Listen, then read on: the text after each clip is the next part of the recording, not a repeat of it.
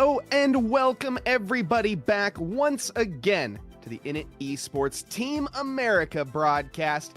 And we are back here today for a special one. It is the Red Bull Ring, and you thought Red Bull Ring was a short track. Well, today it is even shorter. We are headed over to the national layout for some tight action. Now, before we get into this here tonight, I am going to be your host. I'm Mike Noss, and joined alongside me is none other than the Sagar Bakshi. Sagar, Red Bull Ring, national layout in the GT4s. This is going to be a very, very exciting and potentially an unpredictable one. Yeah, it is. The Red Bull Ring is a circuit that's known for its tricky conditions and often its uphill braking zone at turn 3 of Remus.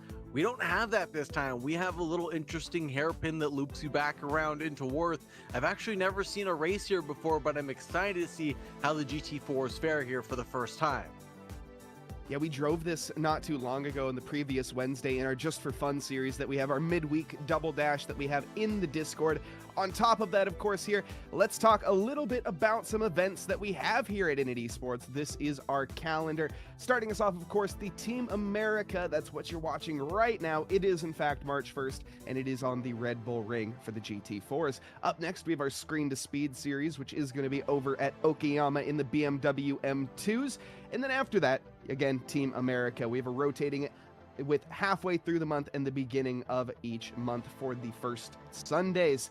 Spa in the F4s up next. That is going to be an absolute slipstream fest. I cannot wait to see how that plays out. And then after that one's going to be my personal favorite of the entire calendar, over to Interlagos for the LMP2s. I cannot wait for that. And of course, our all-women series as well with Screen to Speed.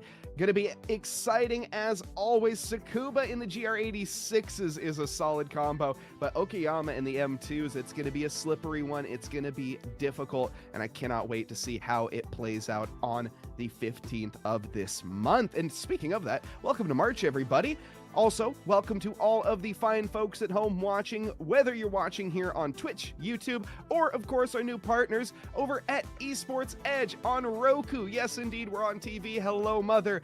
We are watching, or we are live over on Roku, as well as, of course, eClutch in the MENA region.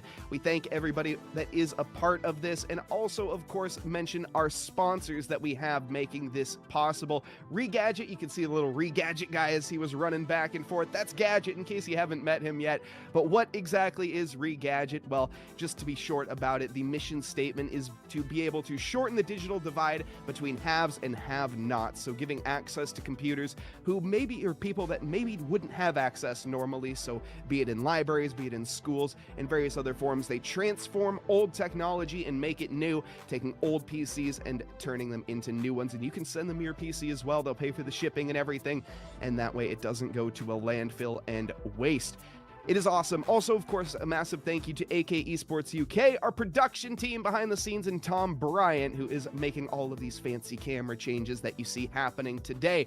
But now, back to the action that we have. Of course, let's get into tonight, Sagar. We have the Red Bull Ring in the national layout for the GT4s. We have two 20-minute sprint races. Overtaking is going to be a luxury. In fact, it's going to be very difficult. Turn 1 may be the only opportunity you can make it work in certain parts, Sagar, but this is going to be an exciting and, more importantly, a very, very important qualifying. Yes, track position is going to mean a lot for the drivers for the first heat of this race.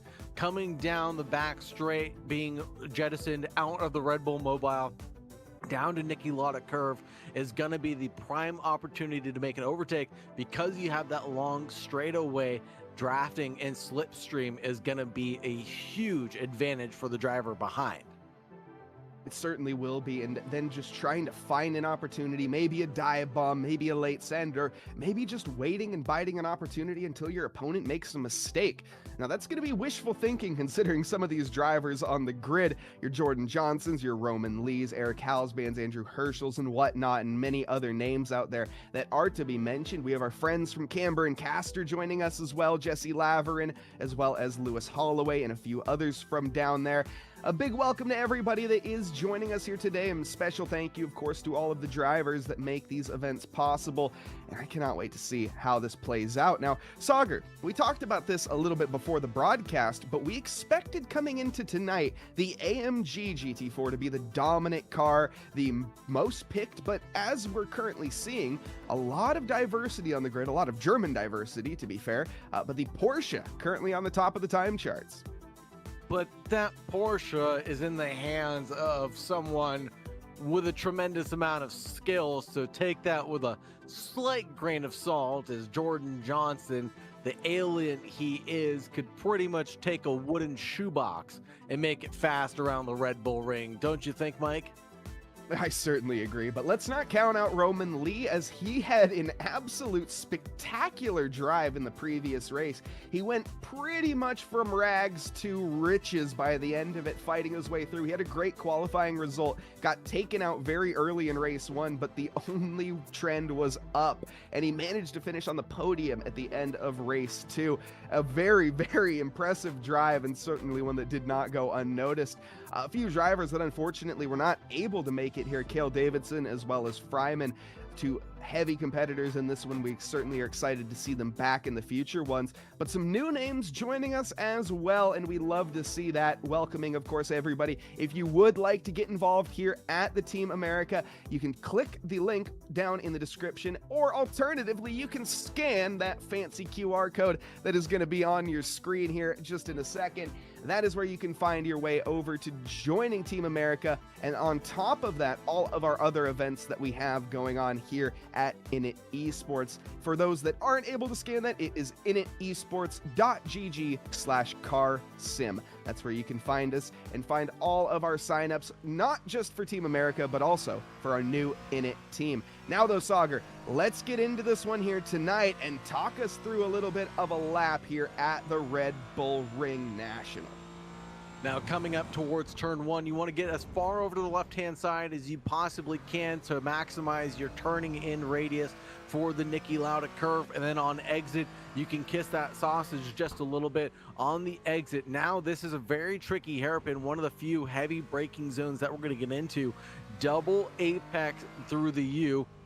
Then you switch it back, entrance to Worth, for back to the normal circuit now, and then you come up through this section of corners where it's just really fast and flowy. You're going to be on the loud pedal for most of this track. Now a slight tap of the brakes as you chuck it into Rindt, and then it's set up for the Red Bull Mobile. Now you want to set it up the same way, maximize your entry, maximize your exit all the way out to the painted green stuff, and Jordan Johnson's going to put it in and give us a lap time that'll be indicative of what the drivers are capable of tonight. It'll be 53.1 for him. Less than a minute around this circuit. That's nearly Formula One times on the normal track, by the way. This is normally the smallest calendar, or the smallest circuit on the Formula One calendar, yet we have, again, made it even smaller today. The Porsche at the top, Roman Lee falling in second right now, with Eric Halsband joining in third. Fourth place currently to Orestes down in the McLaren. So breaking up a little bit of the German manufacturers that we're seeing up at the top right now, with nothing but Porsches, nothing but AMGs, and their occasional BMW. The Fords not quite having as good of a time, it seems. Now, one thing we haven't talked about too much, Sauger, is the off tracks. We had, again, a race here for the just for our Wednesday fun series, and I think I ended up with over 20 off tracks by the end of a 15-minute race. So certainly now these drivers being a little more talented, we expect to see less, but when it comes to qualifying, pushing the limits and getting every single inch of circuit that you can, we're going to see some invalidations.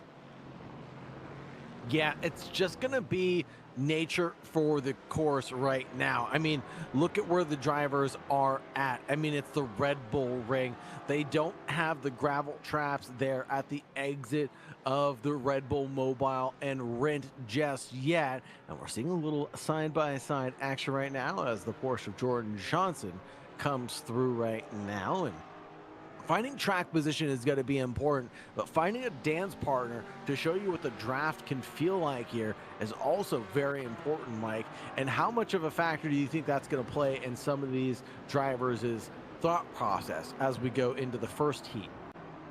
It's going to be difficult. I mean, one thing we're seeing here is a lot of slipstream help, but just look at that. A car joining the circuit immediately, that can throw your entire plan into a haywire quickly. This is a bit of a train forming, and it's difficult when you have this small of a circuit and you have nearly 20 plus drivers all trying to share the same bit.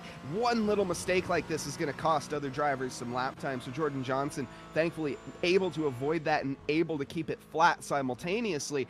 But you can see just how much on a knife's edge you can be, and one little mess up from someone else, that could be your lap done and dusted. It only takes one tiny mistake, one small off track for you to breach the track limits violation here at the Red Bull Ring. So we're going to talk about it quite a bit, but the other thing we need to talk about, the elephant in the room now, is Roman Lee. So like you said, he had a good recovery drive the last time we were out. Now this time he has a good potential start, only a 10th back from Jordan Johnson. Now with a good start, does that mean you'll necessarily have a good finish too, Mike? Well, as Roman Lee proved in race one, no, not necessarily. I think he ended up qualifying on pole position, or at least, he was on pole position for a solid majority. I think he qualified second in the actual race itself, got bumped early on, and then ended up with a, I think, 15th or 13th place finish after race one, then through the field ended up climbing up to third in race two. So yes, in short, but no in the long answer for Roman Lee. He managed to make it work for him, but no, I wouldn't recommend it. I think he would like to keep that second for as long as possible, but he would like to improve that. 2/10 though, nearly a blink of an eye separating our top two. Alvarez a little bit further back, and Eric Halsband struggling to get into that little margin as well, but the gaps are tight. Our top 7 separated by less than a second, and really not too far behind is the rest of the field. Short track, short margins, our top 8 within a second of each other, and then Winnie Workman in the number 15 is going to be 1.1 seconds back. Jesse Laverin exchanging positions with Eric Halsband for 5th and 6th. Now over to Jason Jones, the number 73 BMW driver. Best lap currently is a 54.5. Can they improve to get into 53 territory? It'll only be a matter of time before the barrier is broken down, and it only takes one little click of something for the drivers to figure out how to get that last half a second out of their cars. How do you find half a second in this train, though? I mean, you have to be, ideally, the quickest driver leads, the second quickest driver behind, so on and so forth. But look at that when you have Herrera just making the slightest little mistake, and that's going to cost a flashy the headlights from behind, now costing havoc for whoever that is in the AMG. They are not too happy with being blocked like that, and unfortunately, that's the way open qualifyings go out here, and especially again on such a tiny little circuit. The drivers just got to find the slightest little bits of margin, and look at that, Jordan Johnson, he did find the slightest bits of margin, improving, yes, improving, but nearly, what is that, 10 thousandths of a second he's managed to go up? Hey, every 10,000th matters. It does here at such a tight track with such tight margins. Every thousandth of a second will matter no matter what. Look at the difference between Roman Lee and Roberto Alvarez Jr. right now. 90 thousandths is the separator between Lee and Alvarez right now. So every tiny margin could mean the difference between starting on the front row and having to struggle and starting in the mid pack as well. We're seeing also tight struggles between Herschel and Laverin, just 30 thousandths there between the two of them. We are seeing a variety of cars in the top 3. Top 3 all German manufacturers, although they're all different manufacturers. Porsche leads Mercedes, leads the BMW. Another little battle between Porsche, Mercedes, and BMW that I'm keeping my eye on right now is that top 10 slot. as sort of our, I'm noticing where our oval experts are falling into. Aaron Brown, Brian Toyer, both very apt when it comes to driving in a left-hand circle. Now, this track almost has an oval-esque layout, pretty much only has one left-hand corner to it, but we see Aaron Brown maybe maximizing that here. We can up into 11th position right now. I think there's a bit more time, but we're battling back and forth as we just had, it looks like Sergio finding his way and winning. Workman also in 9th. Brian Toyer there trying to find a little bit more, and Morgan Stringer also falling into those positions. So seeing again, I think pretty much all those drivers I just mentioned, I know drive a little bit of oval racing. So interesting to see how they can manage here in this race tonight.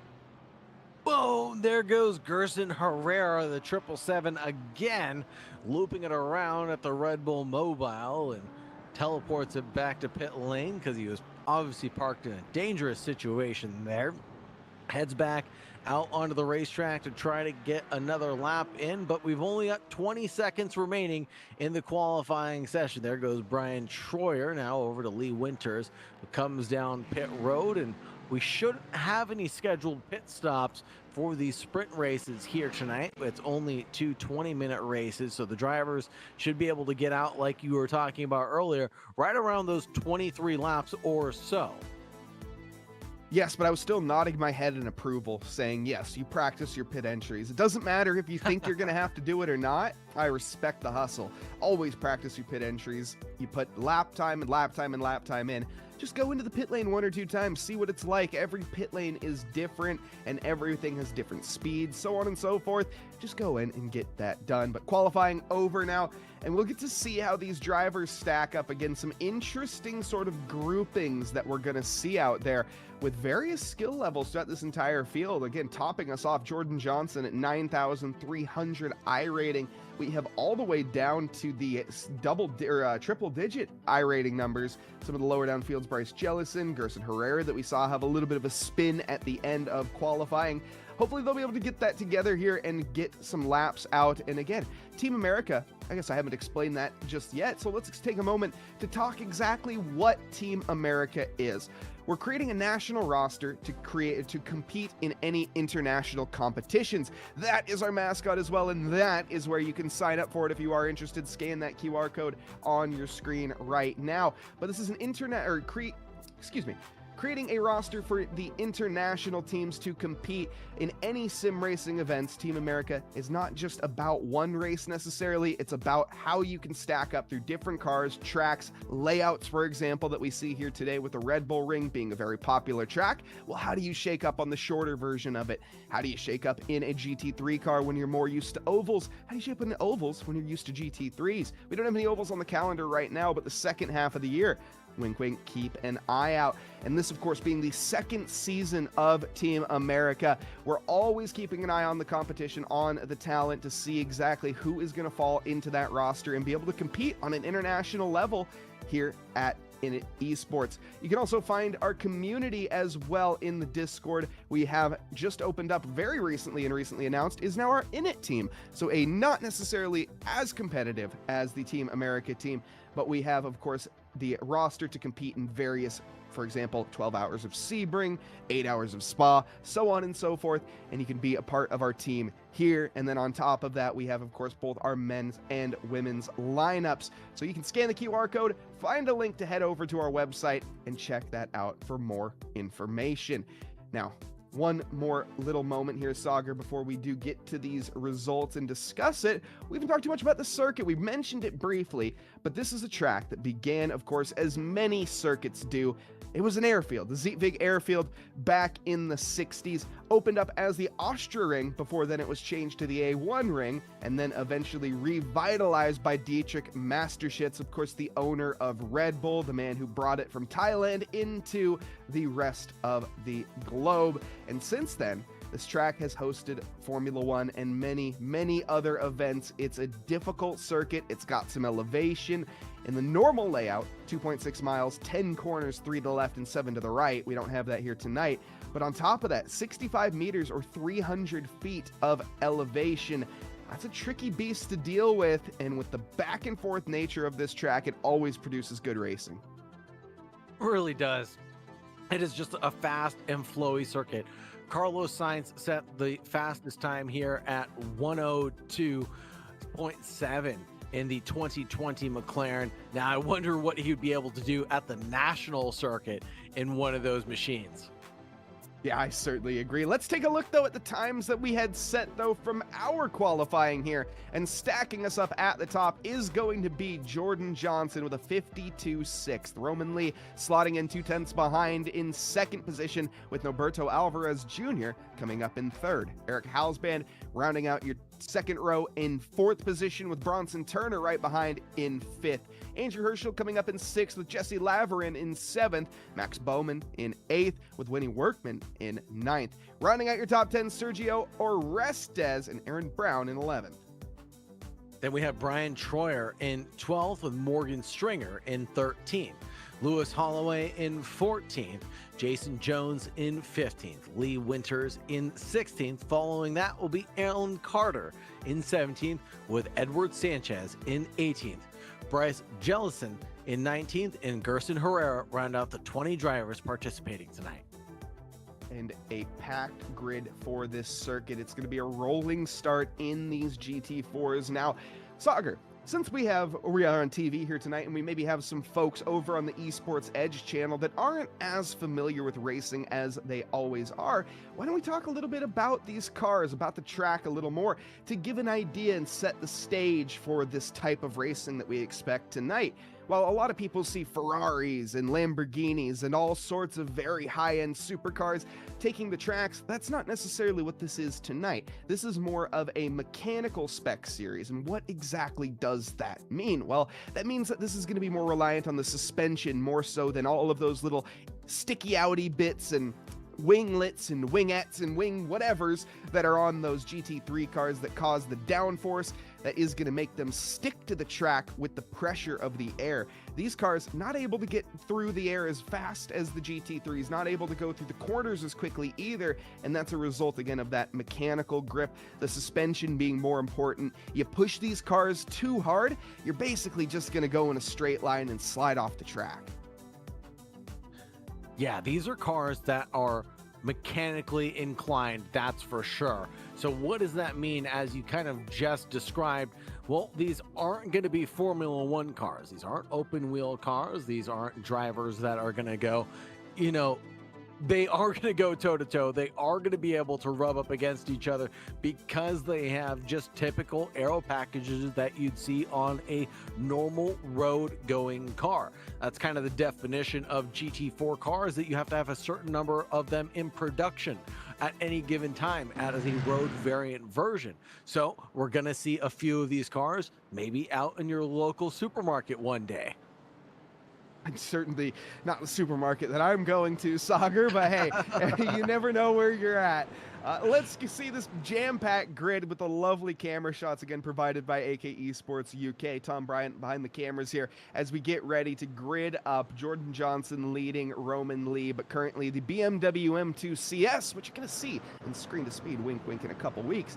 That is going to be leading the field for right now. Jordan Johnson shortly will be taking that prize and heading on to this green light. As we go through the final corner here, we get ready to begin event 2 of the Team America Talent Scout, and we go green, green, green here. Jordan Johnson, single file, everybody pretty much at the start. Roman Lee slotting the second, Norberto in third. Battles in the background, though, as they go toe-to-toe with Jesse Laverin battling Aaron Brown. Winnie Workman also getting a little bit of ground here, potentially. Let's see as he goes late onto the brakes. Defending his position, actually, is Winnie Workman, trying not to move backwards, but with the camber and caster car of Sergio all over his back bumper, Sagar. This is going to be a tough one to hold on to. It really will be, but it was clean running for all the drivers coming down through a very tricky braking zone of Niki Lauda curve. And now the drivers are using all of the track that they've bought and paid for here tonight, coming through Rent and the Red Bull Mobile for the first time of asking. And we're just 55 seconds into this 20-minute heat, and we're already going 2 by 2 down to the Red Bull Mobile. Mike. Yeah, we also saw a little bit of action up in the field with Aaron Brown, but here into the first corner, this is the prime position for an overtake if you are Edward Sanchez, and on the inside, and he does manage to make that move stick. Unfortunately for Edward, he's managed to go nowhere. There's Bronson Turner, though, going in the negative directions, unfortunately. A bit of a spin. The AMG, the problem with this car, that's what I was driving when we were out there, is the cold tires. The first few laps, you have to be so extremely delicate, and there's a weight transfer as well. We'll see here. I'm going to imagine this is what caused it. I haven't seen the replay yet, but here, into this right-hand corner, and as we're making the left, it hasn't even gotten to that point yet, but just in that off-camber nature, the car gets so extremely light. The back end overtakes the front, and unfortunately, I made a fool of myself a few times making that exact same move, and the results are 4 positions lost for Bronson Turner. A little look from the McLaren, but a better look from the Aston now as it's able to get by its counterpart there. That's Gerson Herrera, who started at the back of the pack, found their way up into 15th position, and there is a big spill out there. And who was that involved? Was that Bronson Turner again, Mike? Yeah, unfortunately, it looks like it was. Now side by side with another AMG. Got to get it sorted here quickly. You do not want to go 2 by 2 into the final corner. We do see a back out there from Edgar Sanchez. Unfortunately for him, he would have liked to go more. This is the replay that we're going to see as well, and through the same corner, I'm guessing this is going to be a carbon copy mistake. We see as well he has a McLaren ahead of him. Actually, no, he's going for an overtake. Gets to that inside line and makes contact at the apex. In the background, a separate incident with the camber and caster machine, actually. So that was a Orestes. That is a completely separate incident that we saw, as that was a carbon copy mistake. But the battling, a little bit of a bridge too far, unfortunately, for the AMG, as it stuck its nose in. Wasn't able to make it stick, but you gotta respect the grind, because it's so difficult to make moves here, unless your name is the man on screen here, Sauger, Aaron Brown. And here's a replay of what happened to Orestes here, coming down in towards the hairpin, and it was just a solo spin that led into the tire barrier, and a beautiful pirouette back in the right direction. But that car is definitely going to have some suspension damages. Here comes the 18 on the 51 through the Niki Lauda curve, and that was a clean move. Aaron Brown maybe didn't have the best qualifying, but he clearly did not need it. That's 6 positions gained so far, and we're only 4 minutes into this race. Looking a little further back, this is our other resident oval expert that we were talking about. Unfortunately, moving in the opposite direction, the less than pointy end of the spear. He's lost 3 positions so far, as Bronson Turner manages to get by, making ground up himself. Bronson down 9 positions currently. 8 positions gained, though, for this man as well. The 777 Gerson Herrera, who's had some opportunistic moves with just gaining positions for free, but all in all made some solid ones as well. As in the background we see Bronson Turner and Lee Winters fighting it out. Seems like every corner on this track there's action, Sauger. Absolutely, and a lot of that action is being brought up from Bronson Turner right now in this recovery drive of his. He's down 8 positions on the good in 13th position, but now he is already gaining up ground. He's made up 4 in the last 4 laps. Can this man be stopped? Here comes Brian Schroyer now, and Edward Sanchez through now, and it's looking good for the drivers in front of Brian Schroyer, actually. Yeah, it is, unfortunately for Brian. Me and him, we were racing each other quite hard. We managed to both of us get the hang of it by the second Wednesday double dash that we did. But unfortunately for Brian, it seems like just the consistency not quite there for him. The lap times are good when they're good, but he's made a few mistakes, and I think that's sort of what cost him. This, though, is the 17 Mustang that we're going to be taking a look at, piloted by Alan Carter, as he heads into the second corner himself. And again, another carbon copy mistake. You make that right turn, the back end feels like it's so light, and unfortunately it just goes and overtakes the front.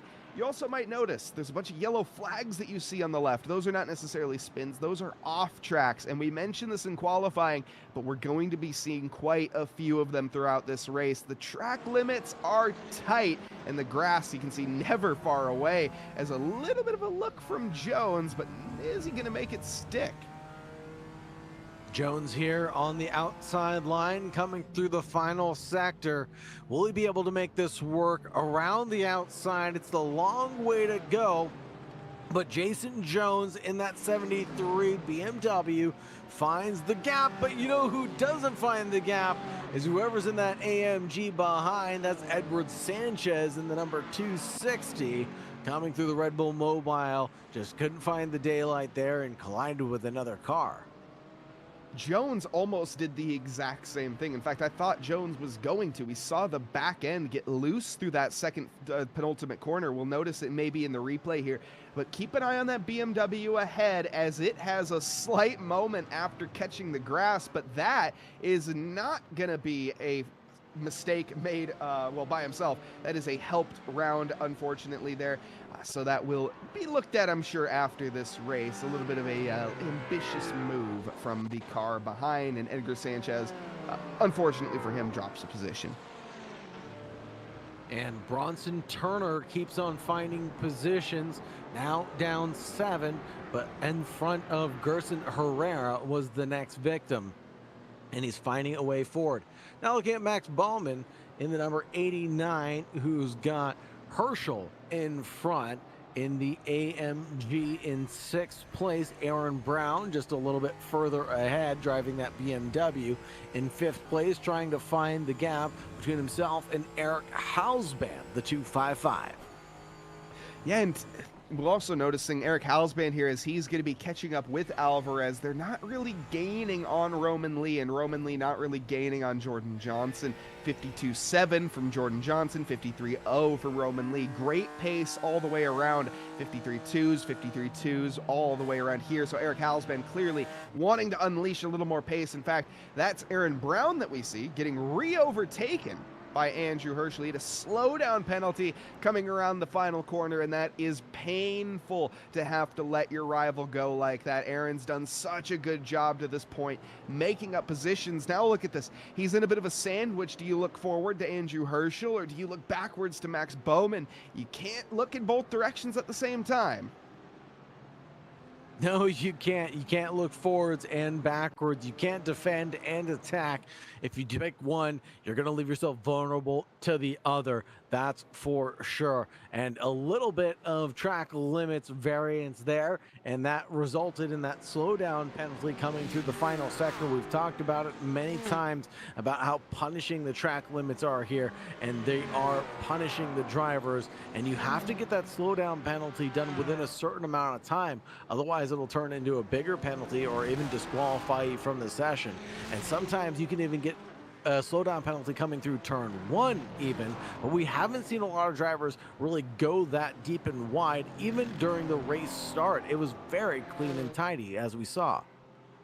Yeah, and also staying off that sausage curve. If you get a little too aggressive on it, that can also be a track cut. So there's a double-edged sword for the first corner to avoid, and most drivers doing a good job of that here.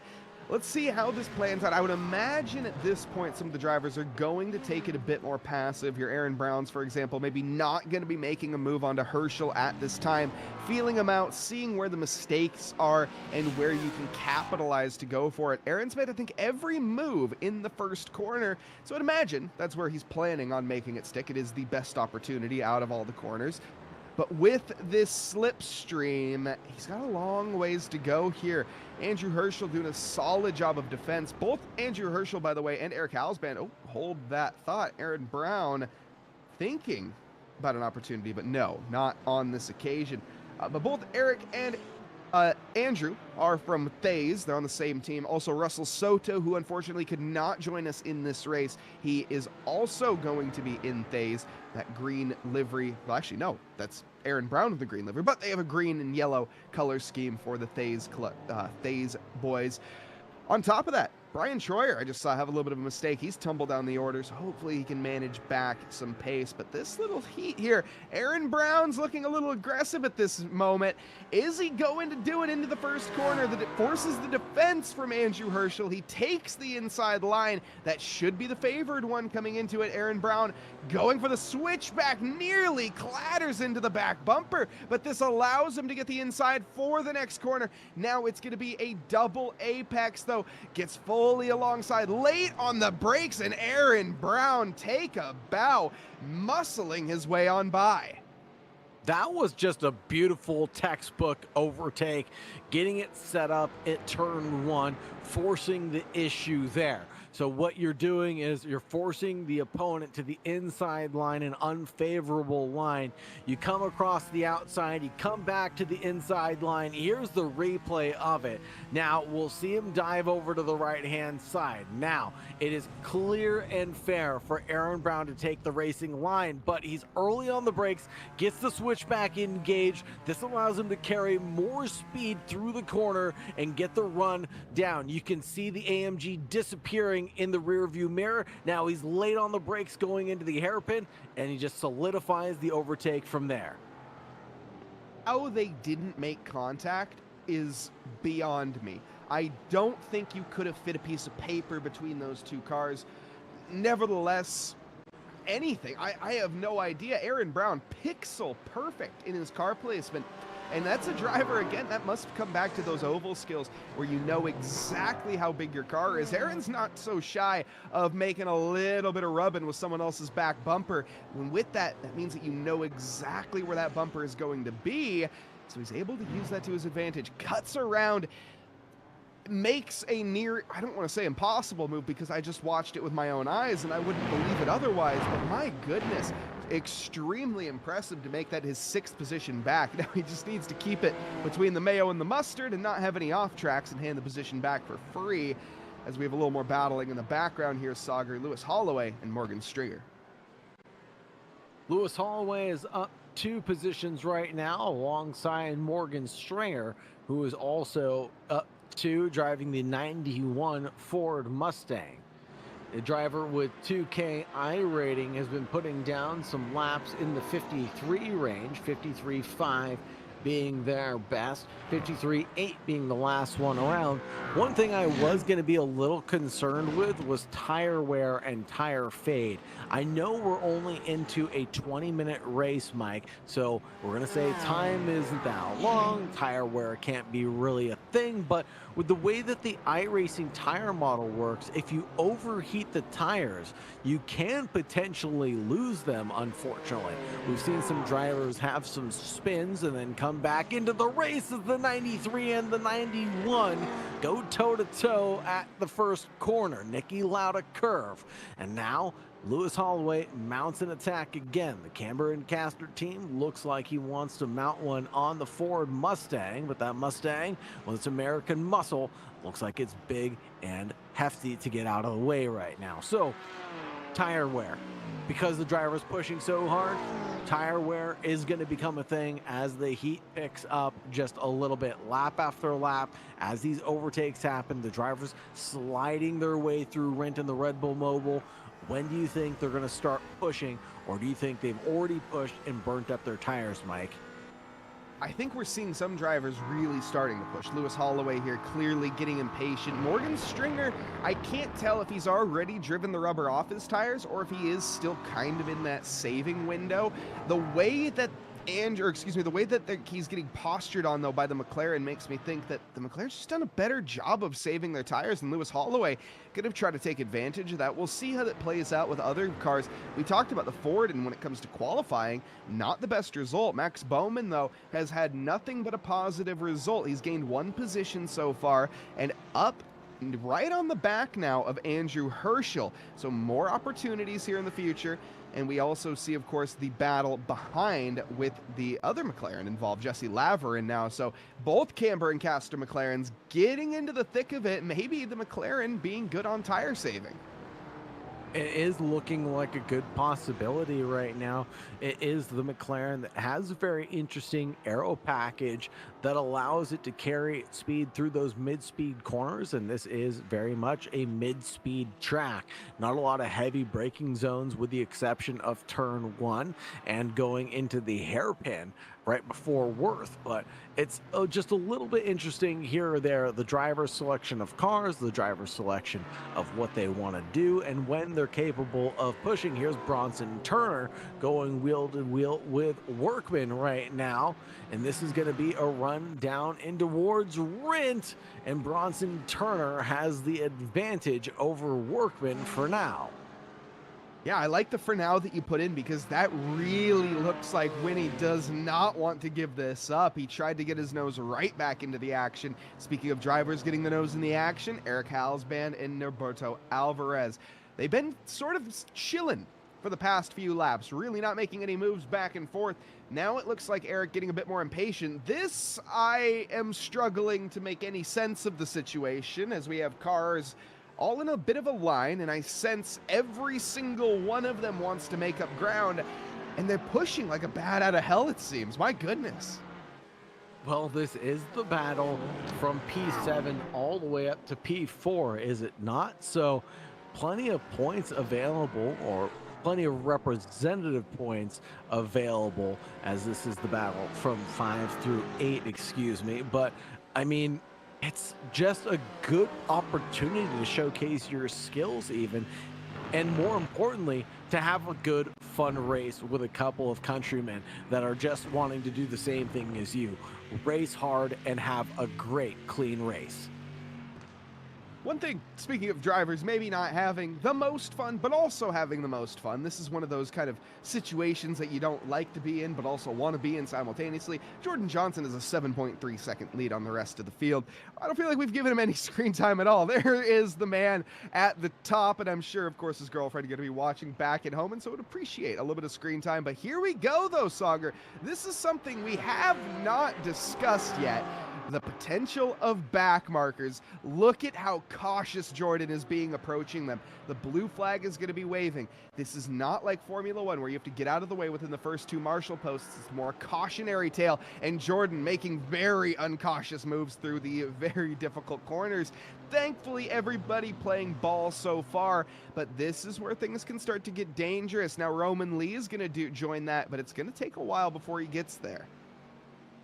Short lap means a lot of traffic will tend to typically brew up. Long laps, less likely to see traffic, but especially when we're talking about a quick 52-second lap set by Jordan Johnson, we're gonna be bound to run in some drivers that have made mistakes earlier on, or just some drivers that have slower pace. It just happens that quickly. Now we're looking at Max Bowman in that 89. The battle for 7th and 8th still rages on here in that Banana Bow AMG driven by Herschel in the 51 leads the pack for now. And going to be trying to capitalize at any time we can. We're running out of laps right now. We're running out of time. Bowman is going to be feeling the pressure, the weight of the world, like the mythical Titan Atlas once had. How do you cope with it? Aaron Brown also not out of the woods really. 1 second though ahead. White flag is out on this lap, so Jordan Johnson is going to be coming home after 1 minute. This is the last opportunity for the drivers to get anything done. Eric Halsband knows that. He sees it waving and now is thinking, where do I strike? Like a lion on the hunt in the Serengeti. It's difficult. You have to pick your moments, and it might even just be worth it. We have a second race after this, folks, by the way. Don't go anywhere, as of course there is a second 20-minute race. The results are going to be the same as this, so whatever you finish in this race, that's going to be your result for the second. Is it worth going for that extra 1 position? Oh, well, Eric Halsband certainly seems to think so. Gets his nose firmly lined up against Alvarez. Alvarez, though, muscles him by. This is what Sauger was mentioning earlier. The GT4s, they're able to bump and bang a little bit. Jordan Johnson hasn't had to worry about any of that, though, because he is the first to cross the line. The checkered flag going to be greeting him as he does on this lap. Roman Lee finishing in second, 8 seconds behind, and finishing off a solid drive. Now, behind that, it is going to be Alvarez and Eric Halsband with a black flag. So that is going to play an interesting role. I'm curious what that was, if it was track limits around the final corner, and what that's going to cost a few seconds, I would imagine. Aaron Brown, 11 in the background. Andrew Herschel in 6th. Max Bowman in 7th. Jesse Laverin taking home 8th, just behind Bowman. Turner 9th, and Winnie Workman rounding out your top 10. Sagar, what a battle. Absolutely phenomenal. That lean from Brown onto Halsband on that final lap, it really wasn't a touch. He was full on leaning on him like he needed emotional support. He was looking for that love and tender care, and it looked like Halsband was just not giving it to him. It was just an absolute dash to the finish. Great race for heat number 1, but heat number 2 coming up in just a few moments after the warm-up period. I am super excited to see what the drivers can perform for us. Yeah, we'll have your results up here in a moment, but before that, of course, we'll see how this is going to play out with race 2. We have, of course, the elephant in the room, in my opinion, for Roman Lee. He didn't get taken out. He managed to start in second, finish in second. So he's got a very good prospect here of putting it to Jordan Johnson. Now, the thing is Jordan showing his pace here early. And if you are Roman Lee, I mean, how do you answer that? Is it going to take a little bit of luck? Is it going to take a mistake from Jordan? Or alternatively, maybe an aggressive move from Roman early on and just able to park the boat and not really be a real thorn in the side for Jordan? Yeah, but if you don't get a lot of screen time on the broadcast, it's usually a good thing. Roman Lee avoiding us like the plague this time around, and he had a quiet but deadly race. Coming home in P2 is a great result for him, especially with the results that he had during race 1, heat 1 a couple weeks back. I think he's going to be very pleased with the way things panned out for him tonight for heat number 1, and hopefully his luck continues to persist for heat number 2. Almost certainly. And you know, while we have a little moment here, we are going to be, of course, just taking a moment to thank all of our sponsors that make these events possible. And of course, starting us off with Regadget. If you're looking for a PC and you are looking for a very affordable one, scan that QR code down in the bottom right of your screen. You can head over to regadget.com and find their website. They are awesome. They offer some incredible deals. And again, if you have a PC laying in the corner that you have no use for, send it over to them. They'll pay for shipping, and they're going to refurbish it and turn it into something better, and then also provide opportunities for lesser families, lesser schools, again, and giving the opportunity of technology to those that don't have it. So if that's something that interests you, their mission statement is amazing, and the guys over there are awesome as well. Scan that QR code, check it out, and go and get yourself some new equipment, especially, of course, with the RAM prices currently. You can find yourself with some very, very solid deals. We also have, of course, all of our title sponsors. We're over on Roku as well, and our partner at Esports Edge, eClutch as well over in the MENA region. And we thank each and every one of you for joining us. Let's talk results, Sagar. This is after race 1. One more race to go. Jordan Johnson topping the time charts by 8 seconds over Roman Lee. Roberto Alvarez Jr. coming home in 3rd with Aaron Brown in 4th, Andrew Herschel in 5th, Jesse Laverin in 6th, Bronson Turner 7th, Winnie Workman in 8th, 9th for Morgan Stringer and Gerson Herrera rounding out your top 10. Jason Jones will bring home 11th with Edward Sanchez in 12th, Brian Troyer in 13th, Lewis Holloway in 14th, Lee Winters in 15th with Eric Halsband in 16th, Max Bowman in 17th, Bryce Jellison in 18th, Alan Carter in 19th, and Sergio Orestes in 20th. Wow. So Eric Halsband with that black flag at the very end. On top of that, Max Bowman also had a black flag at the very end. Drops him all the way down pretty much into, I don't want to say the non-competitive positions, but my goodness, certainly making them have a lot more work for this race, it is going to be said. Andrew Herschel has got a long ways to go, so does Bowman. Now, they've had great drives. We've seen the overtakes, especially, let's talk for a minute about Aaron Brown, somebody who didn't have the best qualifying, started in 10th, managed to finish in 5th position, despite the, well, I guess even higher up now. In fact, again, looking at that results screen, managing to finish in, what, fourth now, despite or Wow. with the penalty. So really climbing his way through the field, a solid effort. And I don't want to say lucking into an extra position, but really just being there when it mattered. Absolutely true. Being there when it matters has to be paramount. And just Aaron Brown presented with opportunity after opportunity, capitalized them when they presented themselves, and didn't take as much risk as I think some of the other drivers did. He obviously wasn't caught out in any big incidences or any big mistakes. I think just when the opportunities and the overtakes were available that were high percentage moves, he went ahead and took them at the earliest convenience possible.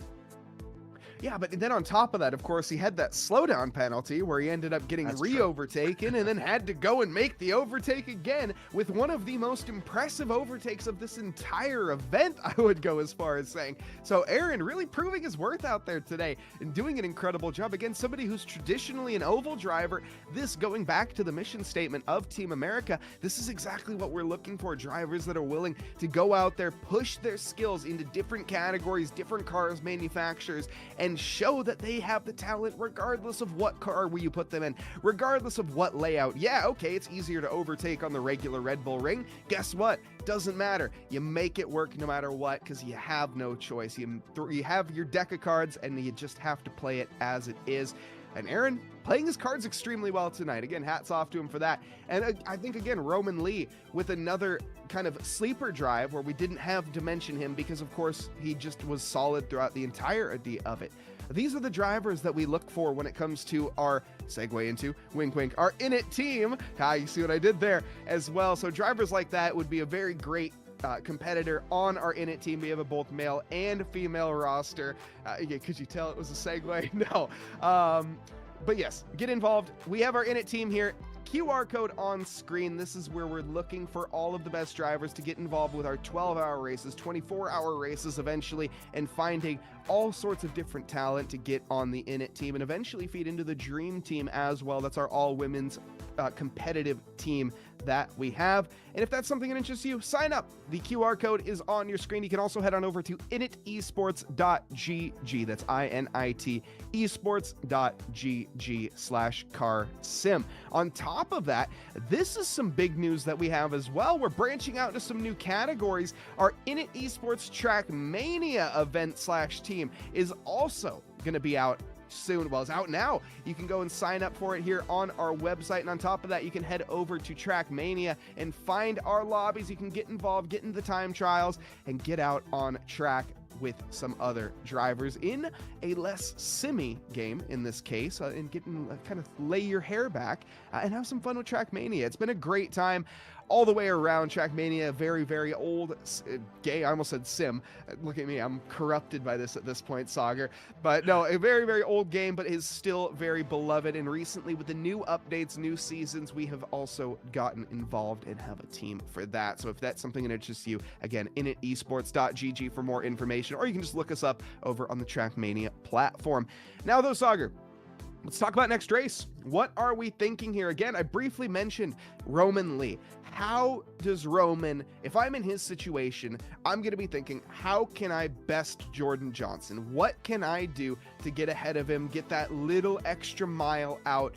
And also, I'm going to be worried about Norberto Alvarez Jr., at least at the start here, of course, because you can't be making moves too early and then fall into a backwards trend like he did in race or in event 1.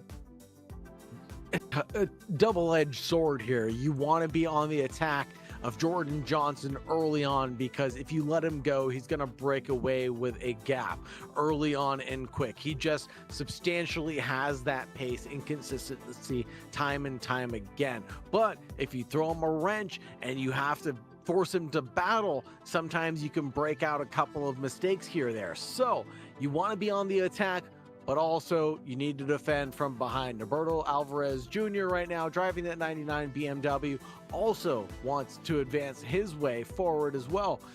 Looking at turn 1, I think you can force a mistake from Jordan Johnson, maybe potentially force him to go defensive, carry that speed through turn 2, then look at turn 3, and then maybe get an overtake. We saw that beautifully executed before, and I think that is a textbook example of how to make overtakes again. One of the things I want to look out for as well is Aaron Brown. Now that he's kind of got some clean air around him and he can get some clean air really and showcase his pace up at the front of the pack, what is he capable of doing? Is he going to be a front runner as well? Question marks all around, Mike. That's a great point. Honestly, I haven't even considered that, which is crazy. No, Aaron Brown is a complete variable that we have no idea what he's going to manage here. He didn't have the best qualifying, and he's going to be right alongside Alvarez Jr., and that is going to be, I think, beneficial for Roman Lee on top of that.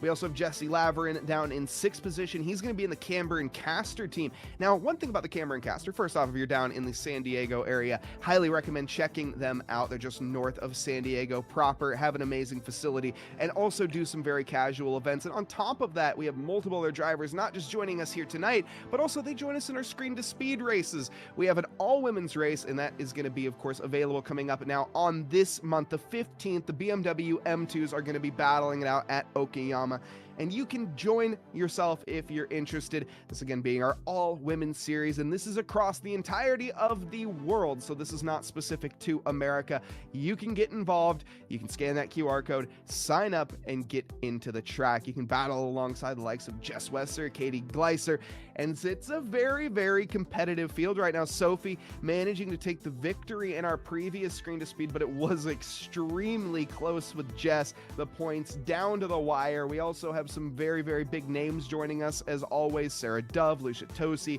and some very big names new that are going to be joining us as well, both in the sim racing sphere and in the real life racing sphere. So we'll see how that ends up in this next one. It's going to be very exciting. In BMW M2's Okayama, a classic car track combo and a very slippery one at that. So make sure you get the practice in. That'll be the 15th of this month. And Sauger, these drivers, they've had the practice, they've had the time, and it's about ready to get out onto track. We should soon see the gridding begin for race 2. And the anticipation being built here. This is where the nerves are going to be back at their all-time high. The drivers have had the opportunity to cool down a little bit, but once you get out there, you get that rhythm going, you get comfortable, and now you got to do it all again. Every single bit of gap that you built, all that momentum is going to be all thrown away, and now we can see the field grouped up and just about ready to go. We're here back at the Red Bull Ring National Layout in Spielberg, Australia. A short, high-intensity 1.9-mile circuit where elevation and heavy braking zones define the action. Let's get ready to rumble, Mike.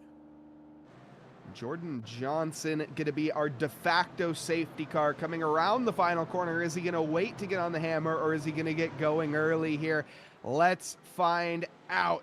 It's 2x2 Noah's Ark formation at the start, and immediately Jordan Johnson goes green, green, green, and takes the lead. Roman Lee under threat from Alvarez, though, down to the inside. Can he manage to make it stick? Alvarez gonna muscle his way by. This is gonna force Lee to the outside and potentially open a door for Aaron Brown. 3 wide heading into turn 2. What could possibly go wrong? The answer is absolutely nothing. Aaron Brown with a 2-for-1 special and contact in the next corner. Roman Lee takes out Alvarez, and he's gonna plummet down the order. Roman Lee loses that position though, as again, and now Jesse Laverin getting involved. Chaos on the first lap. That's almost certainly going to be reviewed by the stewards after this race. I apologize profusely for my scream, but I saw that incident unfolding in the background and could not help myself. I was just floored from Roman Lee. It was just a tiny bit of overlap from Roberto Alvarez Jr. It was looking so good going into the hairpin, and then just it all unfolded wrong. Here's the 3 wide on entry into the hairpin. Alberto has the inside line. Now it'll be the outside line, and just the slightest drift from Roman Lee caused that contact, and I feel so gutted for Roberto Alvarez Jr. right now. I honestly don't envy the stewards' work after this race. Oh goodness, Edward Sanchez not having a good day at all now. He's found himself back in the gravel trap. Oh my goodness, Jesse Laverin has found himself spinning around, and so has Carter. No, that's Herrera, who's ended up the wrong way. It seems like somebody had an oil slick down on the circuit. There are cars spinning everywhere we look. The aggression level here in race 2 has gone up astronomically, and on cue, this is Workman getting pressured here by the Ford Mustang of Stringer, and we see Stringer make it through with ease. In the background now, Lewis Holloway in the Camber and Caster machine with the lone Camber and Caster McLaren that's survived so far. Jesse Laverin back down to 18th. Mike, I know I said we were in Spielberg, Australia, but it's starting to feel like we're in Milan because there's a lot of ice on the track right now. Unfortunately for a few drivers, they're spinning it around right now. It's just super unfortunate for them. Now, who is that? Max Bowman in the 89 car in 14th position, getting passed up, but he's trying to defend from Alvarez behind.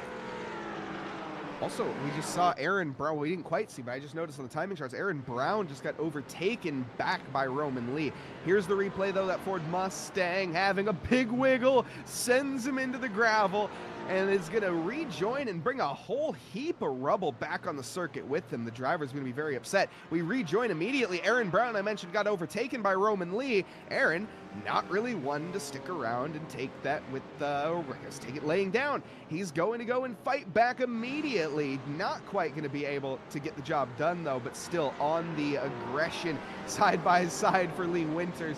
Everywhere we look, Sauger, there is something happening. This little layout of the Red Bull Ring here in the, as you would say, Australian Alps. Sorry, Sauger, got to call you out for that. But no, here in Austria, and spinning again is one of the Camber Caster cars, and that is going to be Orestes, unfortunately, to the outside, and he finds himself planted on the Austrian flag.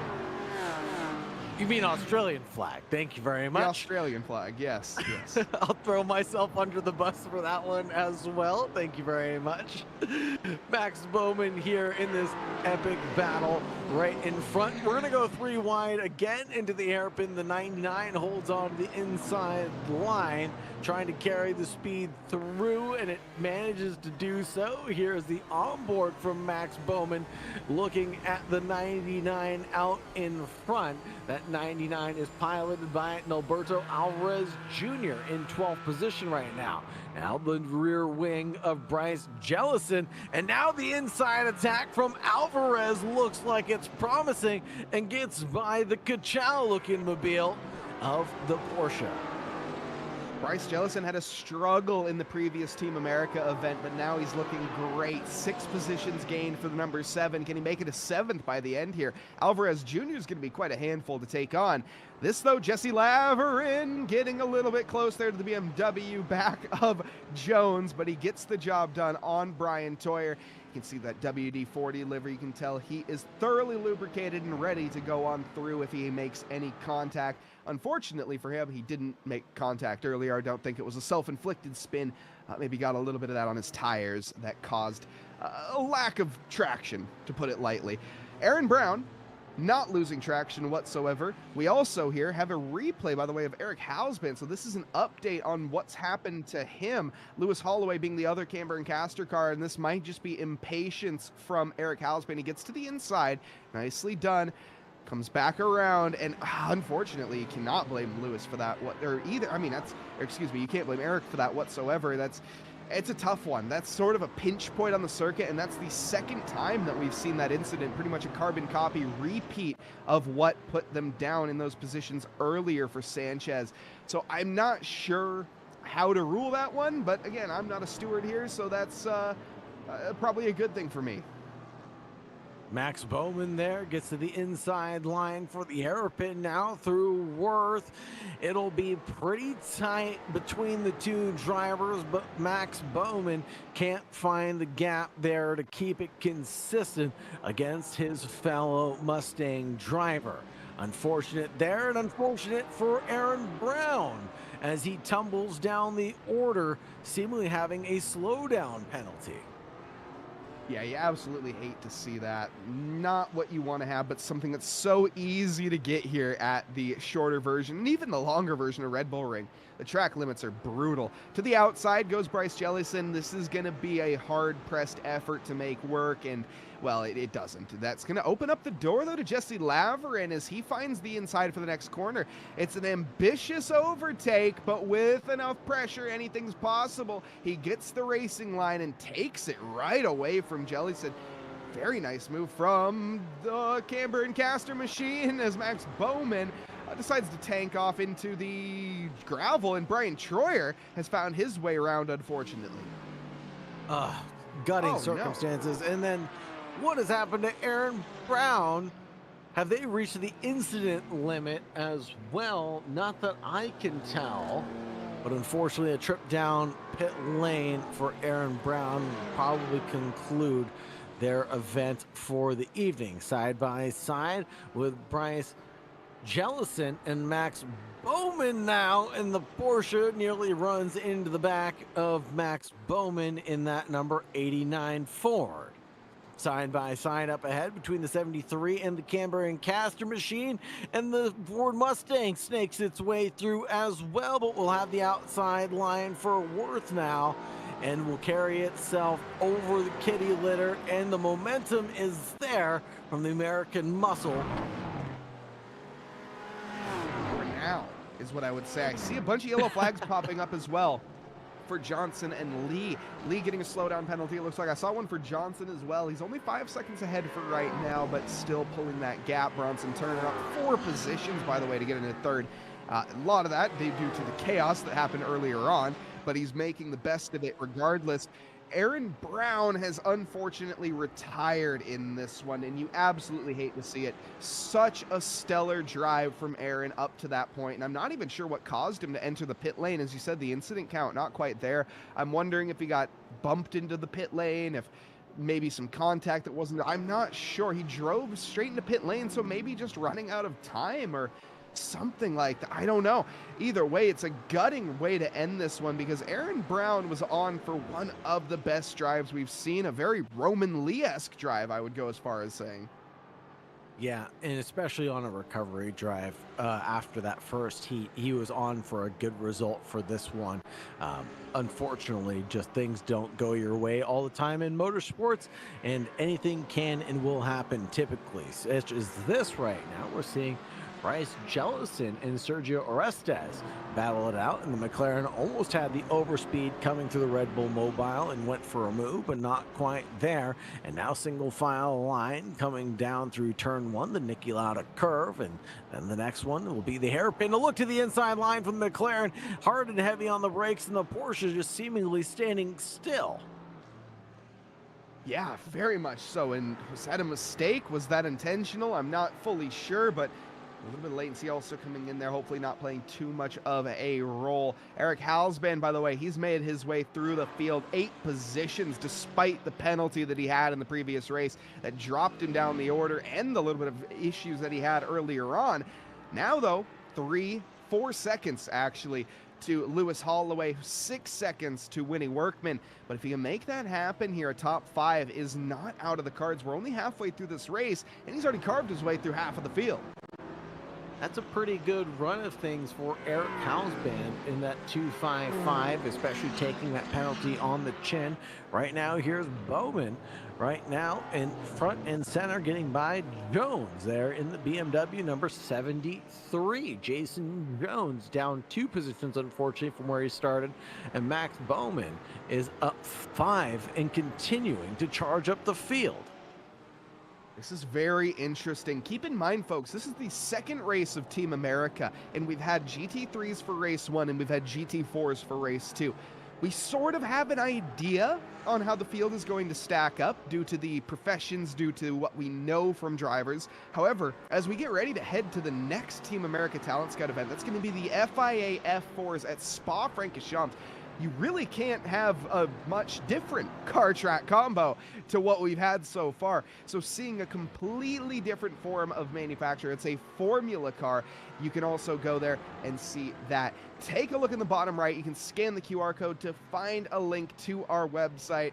initesports.gg/car-sim. That's where you can find it and sign up for the next upcoming events. On top of that, of course, our screen-to-speed signups, our Init team, also available to be found over on our website. You don't want to miss out, and join the Discord while you're at it. We got some friendly nights, Wednesday Double Dash or midweek Double Dash that we have every single week with different car tracks and practicing for some races as well. We practiced for this one just the previous week, and you can get involved with that again over at initesports.gg. Now, though, back to the action. 12 minutes down, 8 minutes left, Sauger. We're in the closing sectors of this race, and this is when you have to get the hammer down. But you talked about this in the previous race. Tire wear. How much of a factor is that going to play?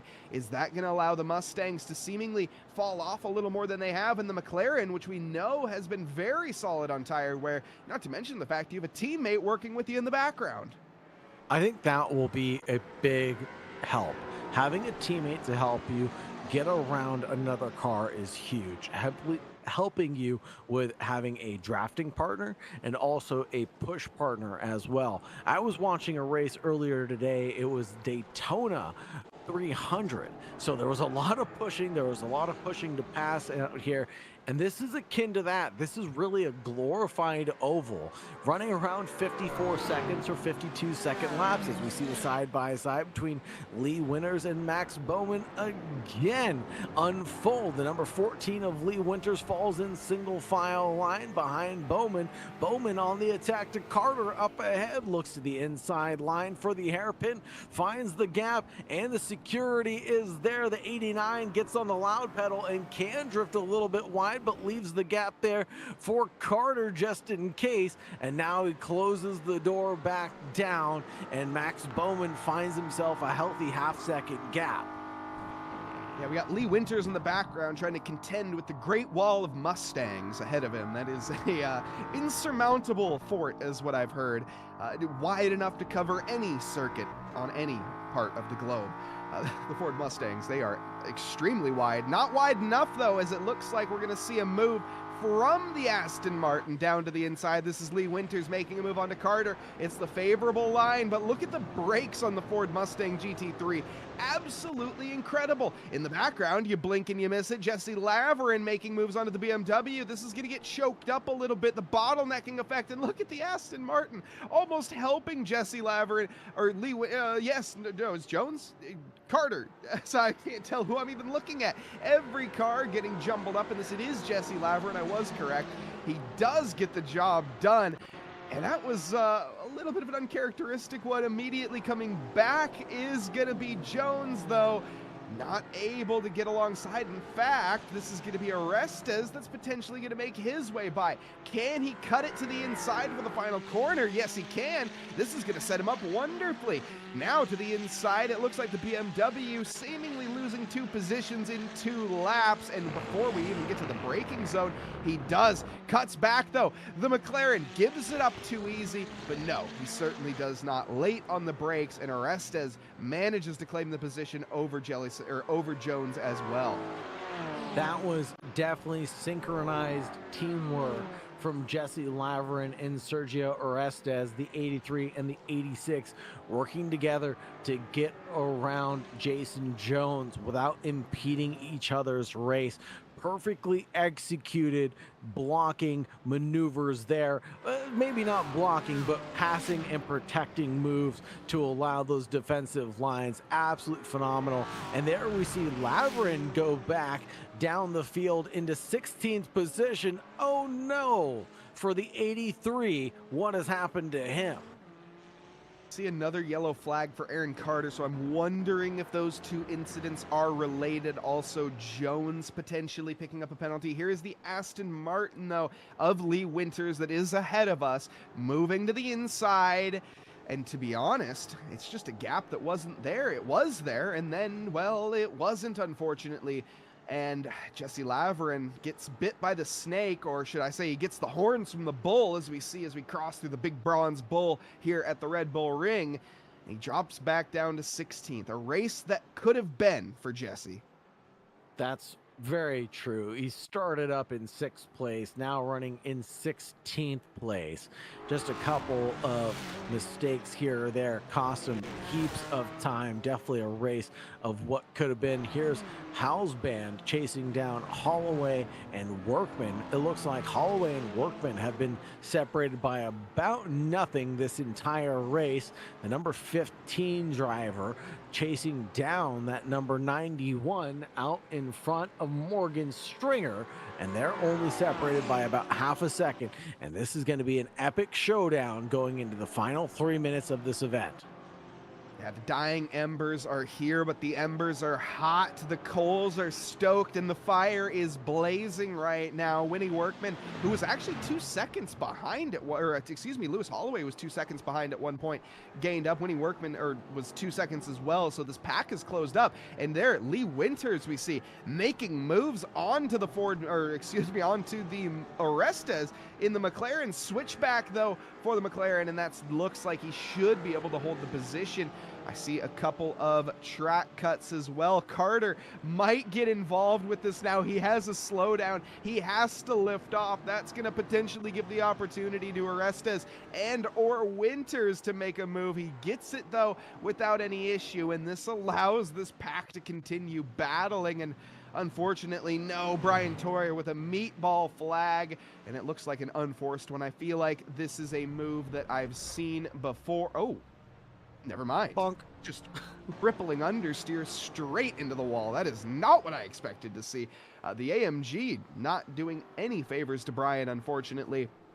We also saw Andrew Herschel. He's managed to gain 1 position this entire race.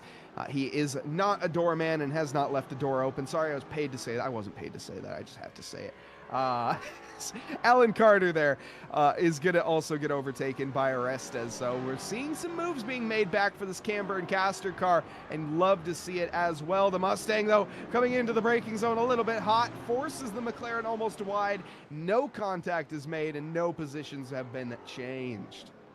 That car from Alan Carter looks like he wants to pounce quickly, but that one quick look challenges his charge, and now Winters in the vantage behind could have the advantage over the Ford Mustang out in front. The 17 all white livery is looking good, but still under attack from behind. Here's the Workman Holloway Stringer battle side by side, and Workman gets sideways, and he's gonna tumble down the order into 9th place, unfortunately, with that slide. Was there contact? Was that a slide? I'm not sure. It was very, very close, but the results are the same, and that's going to be a position gained for Lewis Holloway, Eric Halsban, and Alvarez. Free as it goes. Lewis and Eric will take that with both arms wide open. Here's that move. So let's watch this again here as we get to the inside of the corner. There is contact, absolutely. And now, did the Porsche turn in? Maybe. Be honest, I'm not sure. It looked slightly self-inflicted. But we'll find out. We're down to the white flag, though. Jordan Johnson's going to be taking it home on this lap. And look at the pressure. Andrew Herschel and Bronson Turner pushing each other so hard. They're both driving halfway across Austria, almost into Germany at this point. They're both off the track trying to make things happen at turn 1. But here comes Jordan Johnson through the final corner for the final time, takes the checkered flag, and that'll be double trouble for him, and he'll be drinking some champagne tonight. He certainly will. Your winner of the Team America Talent Scout event, Race 2, Jordan Johnson. A clean sweep for him. Both victories in a timely manner as well. 12 seconds ahead of Roman Lee on this occasion. Roman in 2nd position, but a controversial one. We'll see what the stewards have after this race as Bronson Turner finishes in 3rd. Andrew Herschel comes home in 4th with Morgan Stringer behind in 5th. 8 positions gained for Lewis Holloway in this race. A brilliant finish for the McLaren, and the Camber and Caster team can be very happy with their choice of driver. Battling to the line though for Lee Winters and Jordan Jones, as it looks like it's gonna be Jones ahead. No, Winters, excuse me. Looks like they're gonna be the one to not take it. Jones is going to be the one to do it in that final corner. Battles down to the last corner of the last lap, Sauger, for the Team America Talent Scout event. What an eventful one. The racing was surprisingly different to what I expected. I expected a lot of slipstream fighting, but in reality, this is a bit of a knife fight in a phone booth for everybody. It kind of was, Mike, a little bit of just elbows out racing and barging your way through, to say the least, because the slipstream wasn't quite as powerful as I expected to be. That was note number one. That was surprising me. I thought we'd get a lot of trouble coming down through Rent and the Red Bull Mobile down into Niki Lauda curve, but it just didn't seem the case. Potentially that dirty air hurt the drivers more than it helped them at the end of the day, but we still had some great racing with some great improvements. Bronson Turner up 4 positions tonight. Lewis Holloway up 8. Eric Hausband up 9 positions. Phenomenal run from some of these front runners to put on a great show for us here tonight. Yeah, as always in the Team America Talent Scout event, the drivers have been the star of the show each time, which, yes, shocker, that's kind of their whole job, but it's really been an exciting championship. And again, if you would like to get involved with this yourself, you can head on over to our website, initesports.gg/carsim. That is where you can find the link and go over to our website. Sign up, get involved with the Team America Talent Scout event, because again, this is going to be the building for the international roster to compete in any international competition requiring the Nation Cup. So there's going to be all the online tournaments, there's going to be LAN tournaments, all sorts of different opportunities here at the Team America, and it will be through Init Esports, of course. Again, link being initesports.gg/carsim. You can also join our Discord over there and find many opportunities with just community races and just getting together for a community and gathering for some fun. That's one thing we like to do here. We got our new and announced as well Trackmania team that we're going to have, and Trackmania series. You can find that. That's launched now and available to be taken part in. And of course, on top of that, we also have our Init team. That is going to be a roster of drivers separate from Team America, might I add, that is going to be for all the different iRacing competitions that we will have throughout this year. Now, though, one more moment to mention all of our sponsors that take part and make these events possible. Regadget starting us off, as of course they are not just a place to send a computer and get it thrown to the trash. No, they are going to revamp the computer. They are going to go through and they are going to turn it into something great. And on top of that, provide it to somebody who maybe isn't going to be able to have a PC. For example, in schools, for example, through Boy Scout programs, Girl Scout programs, and various other ways to get computers. Libraries, for example, they provide for as well. And if you have any spare computers laying around, you can send them off to you. They will cover the shipping. And also, they offer some amazing deals. They have gaming PCs that you can get from their website for extremely affordable prices. Head on over to their website or scan the QR code on your screen to check them out. They are awesome. On top of that, we are live on TV again. Massive thank you to Roku, as well as our partners over at Esports Edge. And on top of that, of course, eClutch, which is going to be live over in the MENA region. So a massive shout out to all of our partners that take part, and of course, AK Esports UK as well, for putting on this production with Tom Bryant behind the cams. Now, Sauger, we're going to be getting into some interviews here very, very shortly, so don't go anywhere, folks. But let's dissect this one a little bit more, and there's a lot to dissect. Obviously, the drama with Roman Lee. How is that going to play out heading into it? And not to mention the fact Eric Hausband having his drama and gaining 9 positions, a stellar drive from him. But there is a lot to talk about and break down after this one. There sure is. I mean, but first and foremost, we have to talk about Jordan Johnson. He delivered a showstopper of a performance tonight. That fast lap of 52.5 being pretty phenomenal and just untouchable out there. He put down a phenomenal performance that was pitch perfect from the word go. So can you really take anything away from him? I don't think so. No, you certainly can't. And here are your results, by the way, and this is going to be your results from the second race, not the overall results. So this is Jordan Johnson taking the victory in both races, so he will be taking the overall victory as well. Roman Lee finishing second in both races. However, again, that will be a provisional second place, as the stewards will have to investigate that and find their conclusion. Bronson Turner also finishing in third here for race 2. A great finish, 4 positions gained for him. He finished in 7th in the previous one and managing to bring home a whole haul of points for race 2. Andrew Herschel in 4th, despite starting in 5th. He managed to gain 1 position and get to the back of get to the back of Bronson, but couldn't quite get the job done. Morgan Stringer in 5th, Lewis Holloway in 6th, Eric Hausband, a race of what could have been as well for him, in 7th, Norberto Alvarez Jr. in 8th, and Max Bowman 9th, Sergio Orestes rounding out your top 10. Jason Jones brought it home in 11th, with Lee Winters to follow that up in 12th. Winnie Workman took a penalty in the last stage of the race and will finish in 13th. Alan Carter in 14th. Jesse Laverin with a result of 15th after the ebb and flow didn't go his way.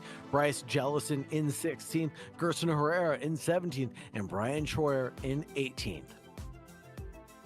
19th belonging to Aaron Brown with a DNF, as well as Edward Sanchez also with a DNF. And Aaron Brown, another one of those talking points that we can have when it comes to dramatic storylines, had such an incredible race 1, but as we got into race 2, managed to gain ground, make more positions, make more overtakes, a more incredible storyline, and then seemingly just drove into the pit lane. And unfortunately, we still don't know exactly what the cause for that one was, so we'll have to be getting... Well, we'll have to find out soon. I'm very, very curious what that's going to be and what exactly caused it, because I really thought this was going to be a result for Aaron that he could come home with when it comes to a road track series and have a smile about. I mean, that was something incredible that he managed to put on with some very talented drivers around him, and what could have been, like I say. And we'll now be bringing in... Here, oh, yes, we're sorry. We do have our P3 driver, Andrew Herschel, that we're going to be hearing from as well. So let's get a little bit of insight from Andrew, as he had a bit more battling than I think the other two up at the top. Now, Andrew, first thing that is to be said, you don't work at a hotel. You didn't leave the door open. You managed to bring it home all the way to the end. And nicely done on race 2, gaining 1 position as well. Why don't you talk us through that? Oh, I have push to talk. There we go. Awesome. I gotta start with the first race. No, I did not leave the door open. I did not work at a hotel. It was really, really tough. I'm forgetting the name right now of who that Mustang driver was, but he definitely gave me a run for my money. That second race though was a tough one. I don't remember exactly how, but I had a 1.4 second gap, and I locked in, and I started slowly inching off. I was just watching the relative go down, and then I made that mistake in the final lap in turn 1, but we both survived it. We both got the slowdown, so we both had the same problem happen. Close and managed to get away with it, yes indeed. But throughout the entirety of that race, it was Max Bowman, I think, that you were having a battle with in race 1. He unfortunately had a black flag at the very end that cost him to lose, I think, start at the back of the grid, which you absolutely hate to see. That would have been a very, very fun rivalry moving forward with you two battling. But as we come to the end here of the GT series, sort of, as I'm going to call it, the GT3s and the GT4s, we get ready to head over to F4s at Spa. And I've already heard it's going to be a little bit of a slipstream fest. How do you expect heading into it? So I don't do a lot of open wheel, to be completely transparent. F4 is the only paid open wheel that I own, but I have done quite a bit of it in another league. I'm in the Detroit region SCCA, so we've done it quite a bit in that region. And I am a big fan of Spa. I think most of us are. So I'm pretty comfortable going into that track. I don't know how to build a setup whatsoever for an F4. So I hope the iRacing one is pretty decent. We got 1 month of testing before we get out to that, so plenty of time to prep a setup. Andrew, before we move on here tonight, is there anybody that you would like to thank for your P3? I'd like to thank, first off, Thay's Competition and Superlap, the team that I drive with. Eric Halsban is also driving with them, and so is Russell Soto, who we haven't seen this season, unfortunately. And then I know my parents are watching tonight, so I want to thank them. I told them about the Roku thing, and they got all excited, so really, really happy to have them watching. And of course, you guys in Esports and the whole community. I always love racing because it's such a positive and open community, at least in our level. Love to hear it. And Andrew, of course, being now on TV himself, you can, of course, say hi to your mom if you would like. Hi, Mom, as we Hi, all Mom. say. There we go. And Andrew, thank you so much for joining us, and congratulations. Enjoy the sip of champagne for the final step there, and have a great rest of your evening. Gatorade for me. No alcohol. There we go. And that's going to be As I our spill it. P3 done for the night. We'll be hearing from our, I think, P1 here as well. So I think we're going to be skipping Roman Lee, unfortunately. We will not be hearing from him. I was looking forward to that one. Roman Lee, a World of Racing driver as well. So he does drive over in the real life on the Sims and at various sim centers. And he is from the Kansas City location. So if you are around the Kansas City World of Racing, check them out. They're great. We have coming up next Jordan Johnson, our not just race 1 winner, our not just race 2 winner, but the winner of every single Team America Talent Scout event race thus far. And as you come in, leaning back on your chair casually, I think that's kind of the description of tonight, to be completely honest. I mean, I don't want to say it was an easy one, but the pace was there, and you absolutely crushed the field by the end. 10 seconds, or 8 seconds after race 1, 12 after race 2, you clearly came into your pace. Yeah, it was a solid race. I haven't ran these GT4s much on this new tire model, so it was an interesting experience to kind of get adapted to them. But yeah, just got an idea of what was good, got an eye into the track, and run Red Bull Ring a lot. So just kind of mind my own race, figure out what turn 2 was. Never ran that before, so that was a little bit of a unique challenge. But yeah, pretty straightforward race. Now, all in all, was there anything that you were worried about coming into? I know you had in the previous races, we had, of course, Kale, as well as a couple other drivers that were putting a little more pressure on you. This one, maybe not so much. So as we go over to the spas at F4, are you maybe a little bit more worried for that? Yeah, primarily just because of how chaotic it's supposed to be. The F4s don't really have enough power to pull away, and Spa is such a big track with such insanely long straights that it's pretty much Daytona at this point. I'd liken it to a Daytona 500 with the way that we'd be running those. So it'll be interesting. Definitely will be something to look out for. But yeah, I think that's going to be a little bit more down to where you find yourself on the last lap. P2, P3 is probably going to be the best spot rather than leading the pack. It'll be an interesting one. I'm looking forward to it. We briefly talked about that at PRI and the choice of track, and I'm looking forward to how it plays out to see. And as well as the next race. I mean, we'll talk more about that later, but of course the LMP2s being an interesting one coming up. But Jordan, before we do go for this night, is there, of course, anybody that you would like to thank for your victory? Yeah, just my 2 teams, Solpec. We've been doing pretty well since I jumped on Sims Esports. We've been doing really, really well throughout the past couple months. So just thanks to the trust that they've put into me, and also all the people that have come on board to help out with our efforts. We've been able to put together a couple of really good events. So they've really kind of laid the platform for a really good 2026 to come. Amazing. Well, hopefully you have a great rest of your 2026 indeed in the next coming month before the Spa-Francorchamps F4 race. And we'll see you then, Johnson. For the rest of the night, though, have a good one and enjoy the champagne as making a bit of a habit of it. We'll see if he can get dethroned the next time around. But thank you very much, Jordan. And again, have a great night. Thank you.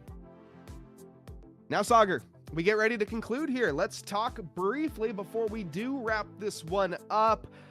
F4s at Spa, again, kind of alluded to by Jordan Johnson. It's going to be a slipstream fest. There's going to be a lot of overtaking. The cars, they're not that powerful, so they can't really pull away. And if they do, you get within that 1 second window, it's going to close back up. I cannot wait to see how it's going to work through Bruxelles, through the mid parts, the piff paths, and I think there's going to be a lot of overtaking chances. I think there's going to be some dramas, some chaos, some slides. How do you think it's going to be? I think it's going to be fun and chaotic, to say the least. Like Jordan Johnson was just saying, it's going to be akin to the Daytona 500. We're going to see a lot of overtaking. We're going to see a lot of slipstream passes coming down the Kemmel Straight, coming through Blanchimont into the bus stop chicane. It's going to be pretty hectic out there, but I'm absolutely here for it, and I cannot wait for the next Team Talon Scout event. And as we briefly mentioned, speaking of that, let's take a look at what we have to come in the future when it comes to all of the races here at Init Esports, at least all of the official ones that we have on this calendar. We have, of course, the Team America Talent Scout event coming up. The next Team America race is going to be April 12th, by the way, not April 5th. So that's a little minor correction that we have for that. But that will be over on Tsukuba that will be over at Spa for the F4s in the Team America. We have up next Okayama in the BMW M2s for our all-women series in Screen to Speed. That's going to be an exciting one. The BMW M2 is a slippery beast and a very tricky one at Okayama. It's going to cause for some technical dramas, some potential contact. We'll see. The BMWs, they can take a bit of a bump and bang, so it should be an entertaining one to see the women out on the track on March 15th coming up. That's in a couple weeks. In case you're curious, you can sign up over at initesports.gg/carsim, also screentospeed.com for Screen to Speed. Next, though, as we said, then after that, we go over to the Autodromo Jose Carlos Pace down in Interlagos for the LMP2s. We have Tsukuba with the GR86s as well before that. That's going to be our April and May, and then wrapping it up with VIR with Snetterton and Oran Park, also Olton, Road America to go for the rest. This is half of the year, by the way, so we'll be announcing the second half of the calendar probably in the later months to come here, so we'll keep an eye out, of course, for that as we get down to the end of the Team America calendar and we start to maybe introduce some more ovals, some more alternate styles of racing that aren't your traditional GT3s, GT4s, and so on and so forth. So with that, we also, of course, have our Screen to Speed series, as I mentioned. That's all women's. And, of course, if you are interested in that, you can head over to screentospeed.com or scan the QR code that you can see on your screen right now. We also have our Init team that we've just recently started up and announced. And if you are interested in doing that, it's for all of the official iRacing events, your 12 Hours of Sebrings, your Road Americas, your Daytonas, you name it. Those are all American tracks, of course, also your Spas, your so on and so forth. You can join. This is an all around the world roster, not just Americans, and we are looking for both male and female to join, men and women alike, to get involved with our team. You can scan the QR code to join that. Also, Trackmania. Yes, indeed, I said that. Trackmania. That is not sim racing. However, it is close to it. It's a controller-based game or keyboard game, and I think you can drive it with a sim if you are crazy enough.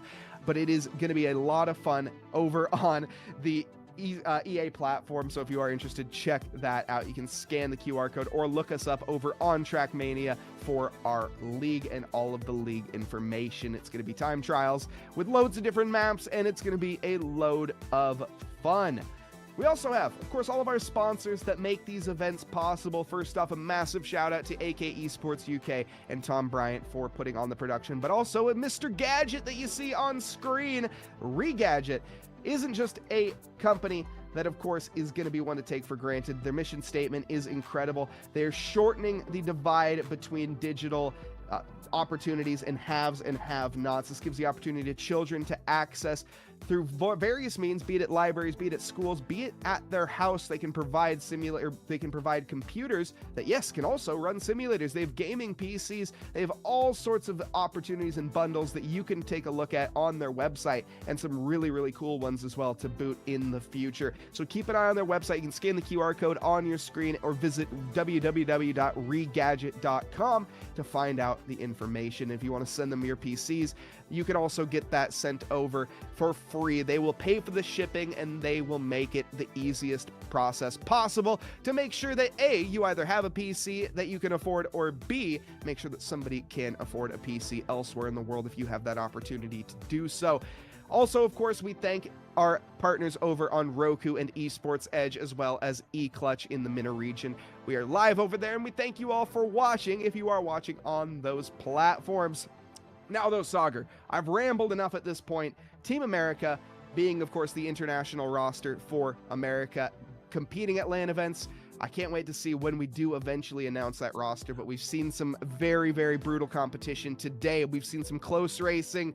Why don't we summarize this here for the rest of the folks? Man, I mean, why do you want to race in Team America? It's a pathway to national recognition. You get multi-discipline challenge. You get true racing community here within esports. That's really what Team America Talent Scout is all about. It's finding a good group of people who enjoy the same things, racing and having good sportsmanship and craft racing beneath them. And we keep on seeing that week after week with the Team Talent Scout participants over and over again. Gentlemen drivers, lady drivers, doesn't really matter. From all walks of life, we've been entertained from the first place battles down to the 20th place battles, and we're going to continue to be challenged and impressed throughout 2026, Mike. Yeah, we absolutely are, Sagar. I cannot wait to see how the storyline develops with these short race formats, with the aggressive style that it leads to, and also the various track layouts that we have to add confusion to what these drivers normally are used to.